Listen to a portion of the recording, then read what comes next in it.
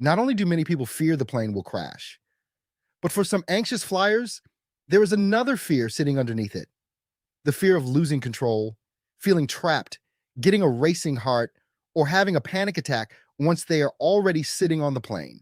So if flying makes your stomach drop before you even leave home, at the airport, or the moment you sit down in your seat, stay with me, because these 12 tips can help you feel more prepared, more in control, and less alone. Tip 1: understand what you are really afraid of. Before you can calm the fear, it helps to know what fear you are actually dealing with. For some people, it really is the fear of the plane crashing. They hear the engines change, they feel the plane turn, or they hit turbulence, and their mind jumps straight to the worst possible outcome. But for many anxious flyers, there is another fear mixed in as well.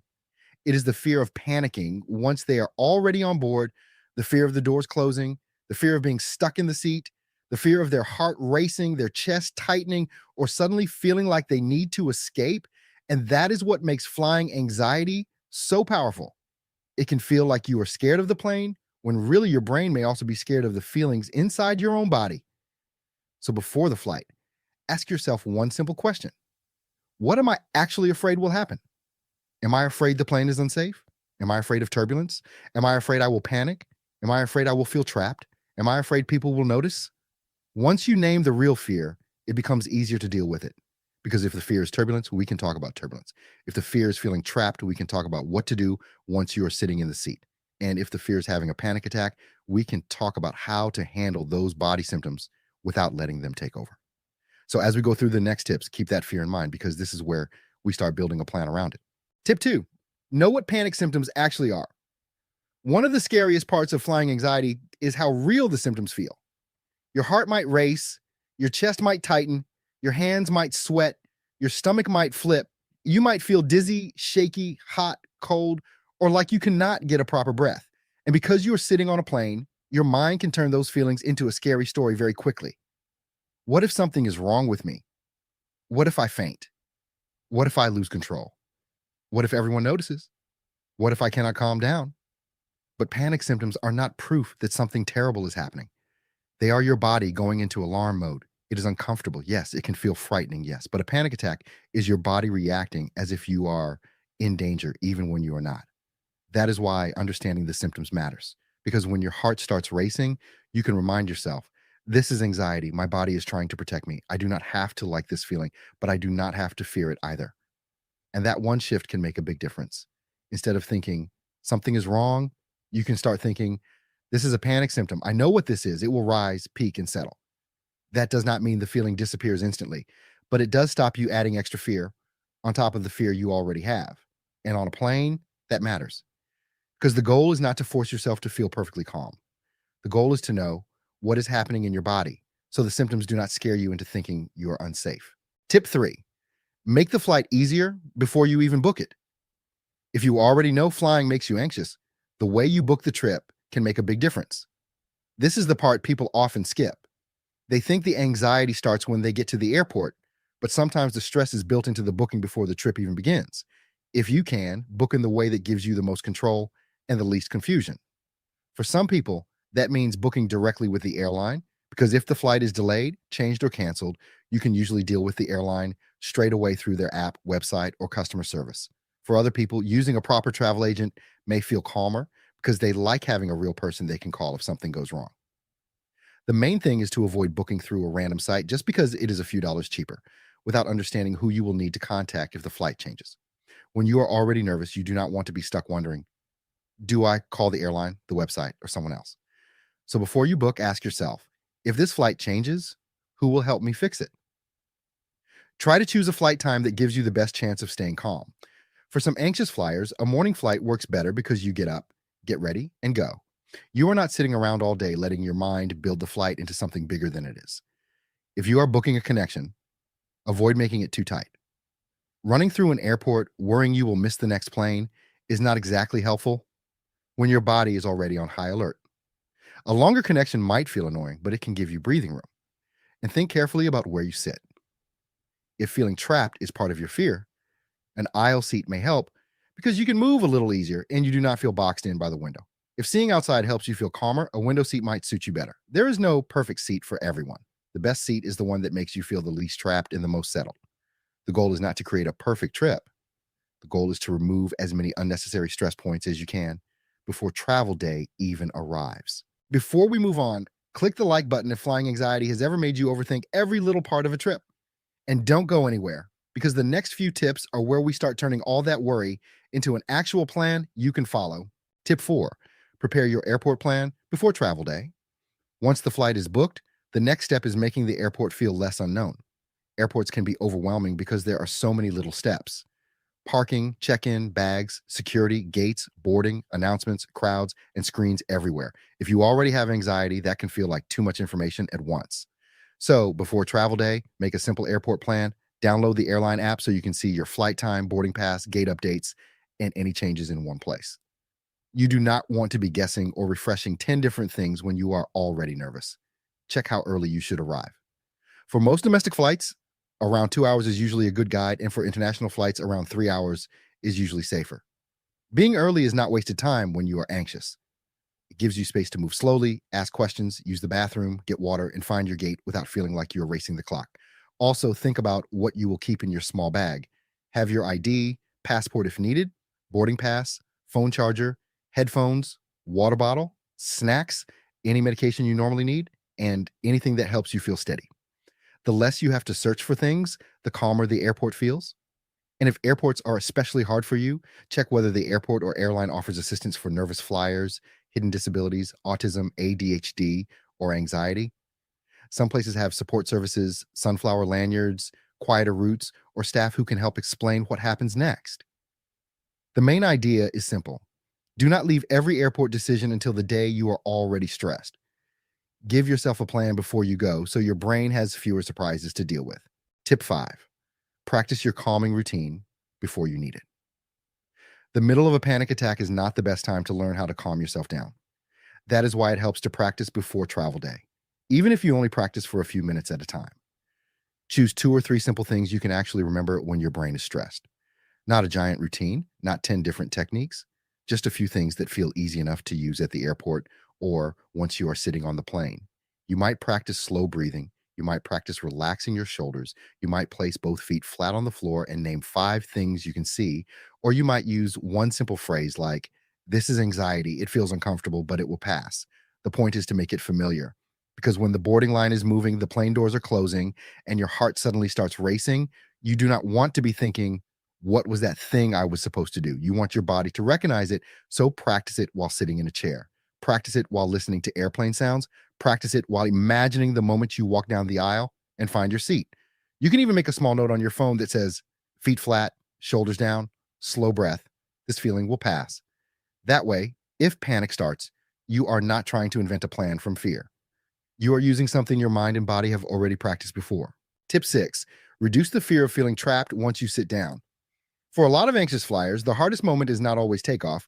It is the moment they sit down, put their bag under the seat, buckle the seatbelt, and realize they are actually on the plane now. That trapped feeling can hit fast. Your brain might start saying, what if I need to get out? Or what if I panic and I can't leave? And once that thought starts, your body can react as if you are in real danger, even though you are just sitting in your seat waiting for the flight to begin.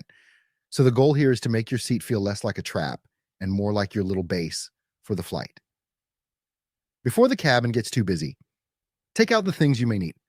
Have your water, headphones, tissues, gum, mints, medication you normally use, or anything calming within easy reach.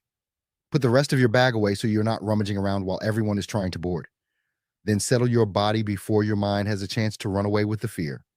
Feet flat, shoulders down, jaw loose, hands resting somewhere comfortable. You do not need to force yourself to feel calm.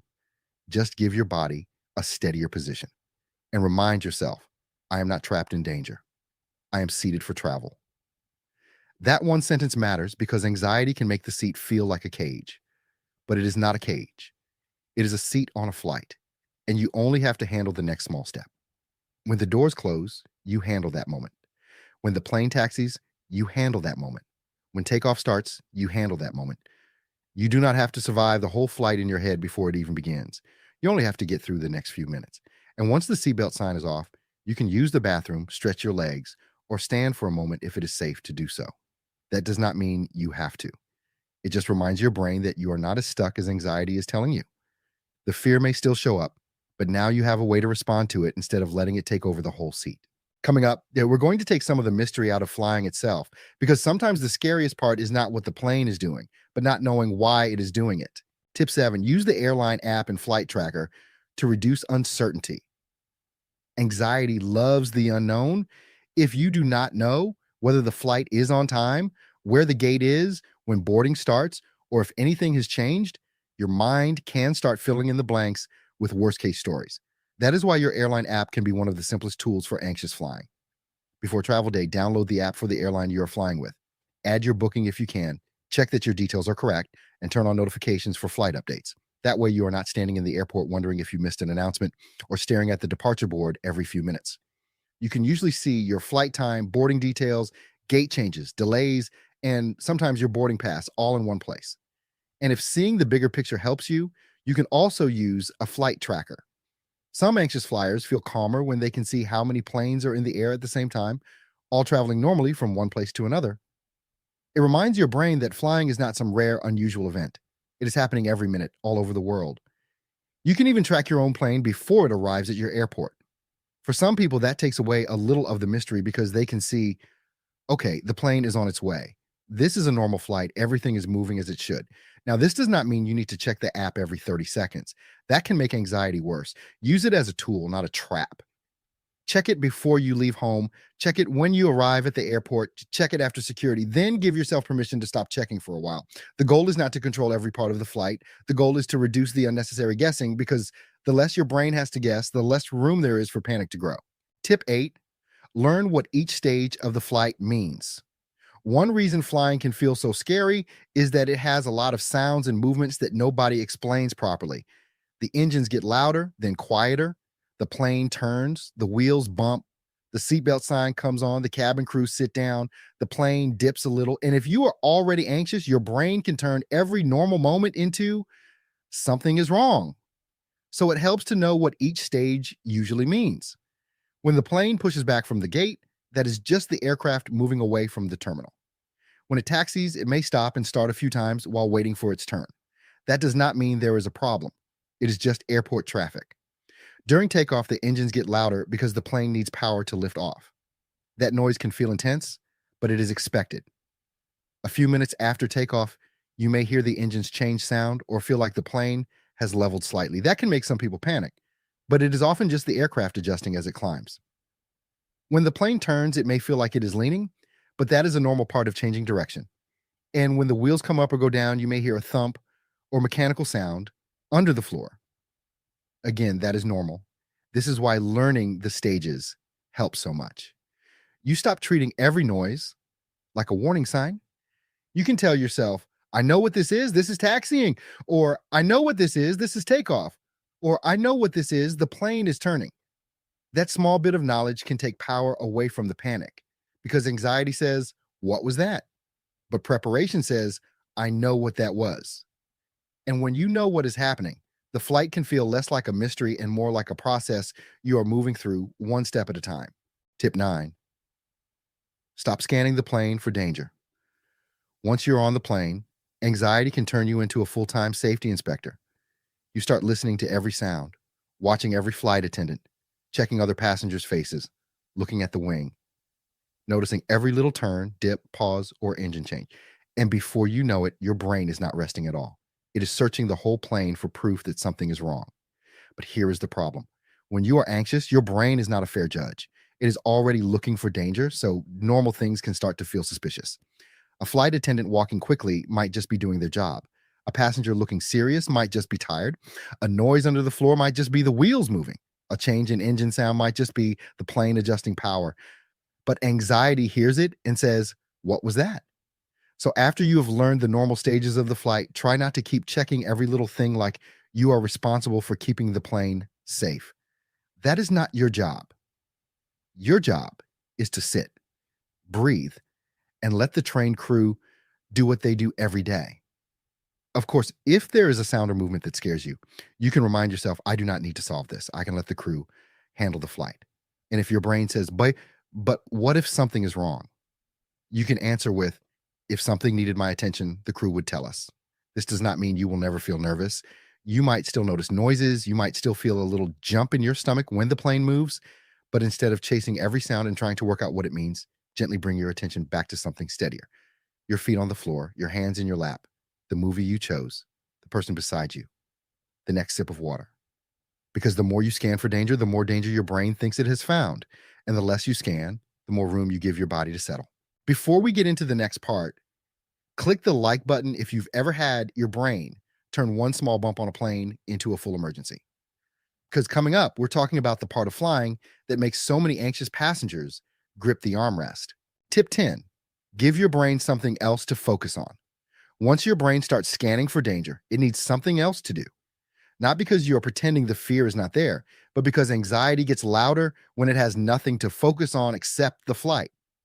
If you sit there listening to every engine sound, watching every movement, and waiting for the next bump, your mind has too much space to build scary stories. So before the flight, choose something that gives your brain a job. That might be a movie you have already downloaded, a podcast that feels calming, a playlist that makes you feel settled, a puzzle game, a crossword, a book, a coloring app, knitting, if that is your thing, or even a simple notes app where you write what you're going to do when you land. The key is to choose it before the anxiety peaks, because once panic has already started, it is harder to make decisions. You do not want to be scrolling through your phone thinking, what should I watch while your heart is racing? Have it ready. And if you struggle to focus during takeoff, choose something very simple. Not a complicated movie where you have to follow every detail. Maybe music, calming audio, or a familiar show you have seen before. Familiar can be better than exciting when your body is already on alert. You can also give yourself small time goals. I am going to listen to one song. I am going to watch the first 10 minutes. I am going to finish this puzzle. I am going to drink some water and then start the next episode. This helps because your brain stops trying to survive the whole flight at once. It only has to focus on the next small thing. And if your mind drifts back to the flight, that is normal. Just gently bring it back again. Back to the song, back to the screen, back to the puzzle, back to the next sip of water. The goal is not to distract yourself perfectly. The goal is to give your brain somewhere safer to land instead of letting it keep circling the fear. Tip 11, know what to do when turbulence starts. For many nervous flyers, turbulence is the part they dread most. Even if you know flying is safe, the moment the plane bumps, drops, shakes, or wobbles, your body can react before your mind has time to catch up. Your stomach might drop. Your hands might grip the armrest. Your mind might jump straight to something is wrong. But turbulence does not mean the plane is falling out of the sky. It is usually just the plane moving through changing air, a bit like a car going over a rough patch of road. It can feel horrible, especially when you are already anxious, but it is a normal part of flying. So the first thing to do is simple. Keep your seatbelt on. That is the main safety step. Not because the plane is in danger, but because bumps can move people around in their seat. Then bring your body back to something steady.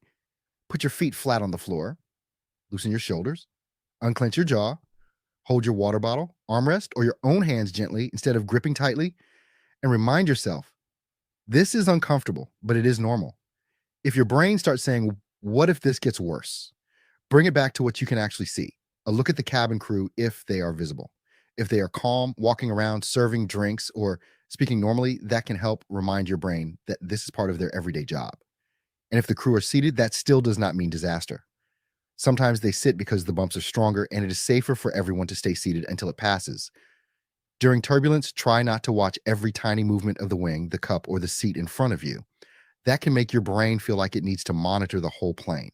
Instead, pick one steady thing: your feet on the floor, your breath, a song, a sentence you repeat, the fact that the seatbelt is doing its job. You can tell yourself, I do not have to like this. I just have to let the plane and crew handle it. Turbulence may make your body feel unsafe, but feelings are not always facts. It can be scary and still be normal. It can feel rough and still be routine. And every time you get through a bumpy patch without letting fear make the decisions, you teach your brain that turbulence is something you can handle. Tip 12, remember that getting on the plane is already progress.